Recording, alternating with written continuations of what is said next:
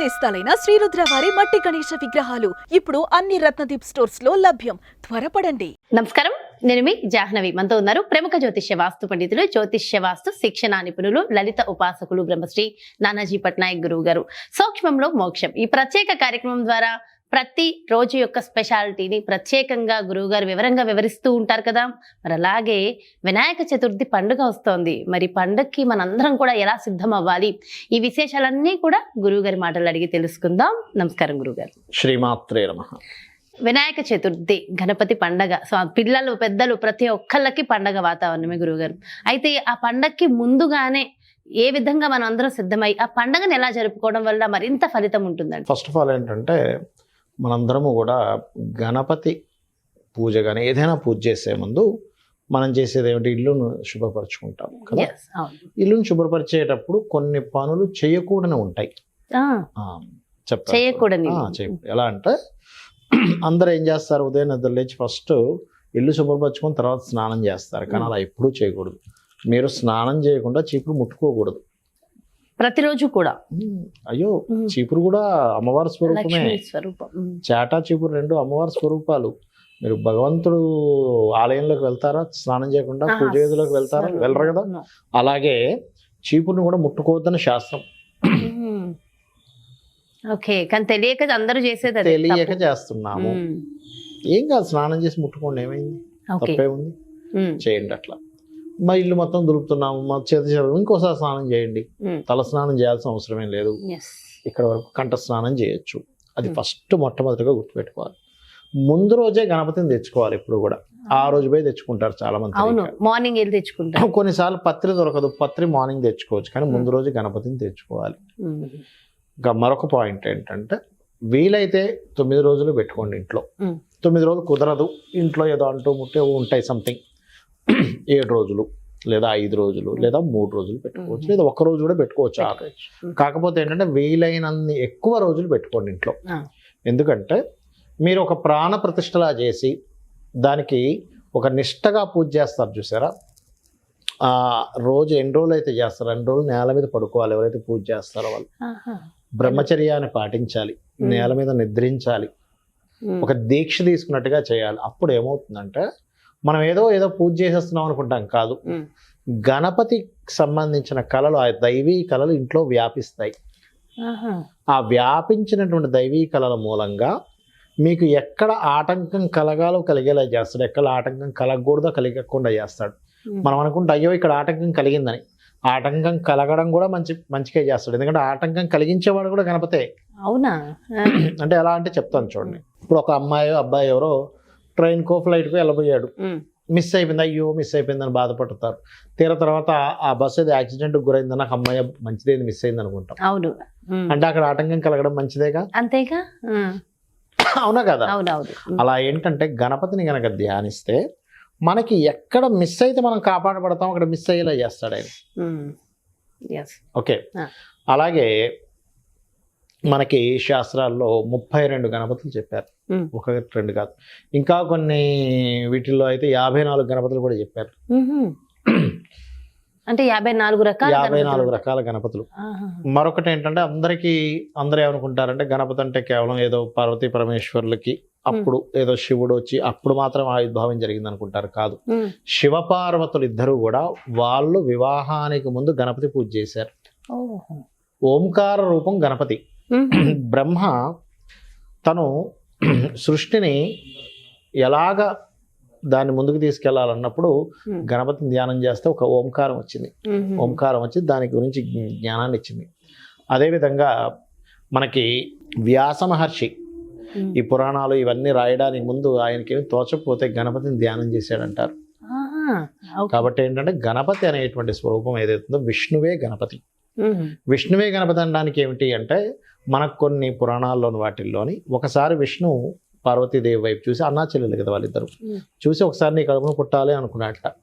అనుకున్నప్పుడు ఆ పార్వతీదేవి సరే నీ యొక్క కోరిక తప్పకుండా నెరవేరుతుంది, గణపతి మరియు సుబ్రహ్మణ్యేశ్వర స్వామిగా 2 రూపాలుగా నువ్వు పుడతావని చెప్పి ఆవిడ ఇద్దరు కూడా విష్ణు స్వరూపమే అని చెప్పి చెప్పడం జరిగింది. అందుకే చూడండి, శుక్లాం భరధరం విష్ణుం అని వస్తుంది, శశివర్ణం చతుర్భుజం ప్రసన్నవదనం ధ్యాయేత్ సర్వ విఘ్నోపశాంతయే.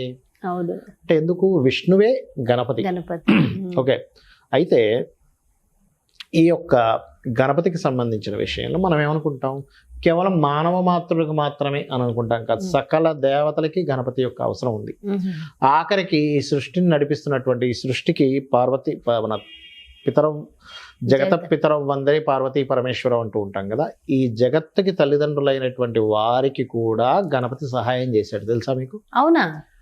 పార్వతీదేవికి బండాసురుడికి సంబంధించిన యుద్ధంలో ఆ బండాసురుడి యొక్క తమ్ముడు విశుక్రుడు విషంగుడు ఉంటున్నాడు, అందులో ఒక తమ్ముడు వెళ్ళి మనకి విఘ్నశిలా యంత్రాన్ని వేస్తాడు కదమ్మా. విఘ్నశిలా యంత్రం వేసినప్పుడు మరి దాన్ని బయటికి తీస్తే మనకి దాన్ని ఒక్క గుద్దుతో చేస్తాడు. ఆ పార్వతీదేవి పిలుస్తుంది కదా అప్పుడు, అంటే కామేశ్వర ముఖాలోక కల్పిత శ్రీ గణేశ్వర, వాళ్ళిద్దరు ఒకరి ముఖం ఒకరు చూసుకుంటే ఆ నవ్వు నుంచి పుడతాడు గణపతి. పుట్టి ట్రై చేస్తాడు ఎక్కడ, ఎందుకంటే ఆ విఘ్నశిలా యంత్రం పడడం వల్ల అందరికీ వైరాగ్యం వచ్చేస్తుంది. ఏం యుద్ధం చేస్తాం, ఎవరి కోసం యుద్ధం చేస్తాం, ఇది యుద్ధం చేయాలా, ఆ క్రెడిట్ ఎవరికి వెళ్తుంది, ఇట్లాంటి ఆలోచనలకు వెళ్ళిపోతారు. అప్పుడు గణపతి అక్కడికి వచ్చి ఆ విఘ్నశిలా యంత్రాన్ని బదులు కొడితే కానీ అక్కడ ఉండే వాళ్ళందరికీ వైరాగ్యం పోదు.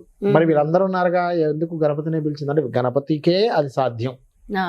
అలాగే ఒకసారి పరమేశ్వరుడికి కూడా హెల్ప్ చేస్తాడు ఒకసారి గణపతి. మన త్రిపురాసురుడు ముగ్గురు రాక్షసులు ఉంటారు, వాళ్ళ ముగ్గురికి 3 రకరకాల పట్టణాలు ఉంటాయి. వాళ్ళకి స్పెసిఫిక్గా కొన్ని పట్టణాలు, అవి కదిలే పట్టణాలు ఉంటాయి. ఆ కదిలే పట్టణాలతో వెళ్తూ ఈ యజ్ఞాలు చేసే వాళ్ళందరినీ ధ్వంసం చేస్తూ ఉంటారు. అప్పుడు ఈ దేవతలందరూ పరమేశ్వరుని వేడుకుంటే నాకు మరి మంచి గాంధీవం కావాలి, ఇవన్నీ కావాలి, యుద్ధం చేయాలంటే వాళ్ళకు వరం పొందుతారు వాళ్ళ ముగ్గురు. ఎలా అంటే వాళ్ళ ముగ్గురు ఒకే లైన్లోకి వస్తే కానీ వాళ్ళు సంహరించబడ్డదు. అప్పుడు పార్వతీ పరమేశ్వరులు ఇద్దరూ కూడా వాళ్ళని సంహరిద్దామని పరమేశ్వరుడు గాంధీవం పట్టుకొని, అది మన బాణం పట్టుకొని వెళ్తే అక్కడ ధనస్సు పట్టుకొని వాళ్ళ ముగ్గురు ఒక లైన్లోకి రారు. అప్పుడు పార్వతీ అంటుంది, మీ అబ్బాయికి చెప్పొచ్చారా అని. అంటే ఏంటి, గణపతికి. అంటే పరమేశ్వరుడు కూడా గణపతికి ముందు ఏదైనా ఒక పని ప్రారంభించేటప్పుడు గణపతిని తలుచుకోవాల్సిందే అని చెప్తుంది శాస్త్రం. అవునా?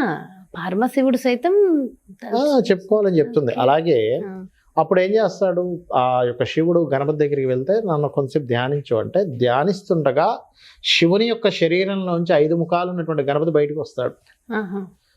సింహం మీద కూర్చున్నటువంటి, మనం ఎంతసేపు మూషికం ఒకటే అనుకుంటాం కాదు, మూషికం ఉంది, సింహం ఉంది ఆయనకి వాహనంగా, నెమలి కూడా ఉంది వాహనంగా ఆయనకి. గణపతికి నెమలి వాహనారుడు ఉంటాడు, సింహ వాహనారుడు అండ్ మూషిక వాహనారుడు గణపతి వచ్చి అప్పుడు అతనికి ఆ యొక్క గణపతి ఆ ముగ్గురిని తొండంతో ఒకే లైన్లో వచ్చేలా చేస్తే అప్పుడు బాణం వదులుతాడు ఆ యొక్క పరమేశ్వరుడు, ఆ శివుడు.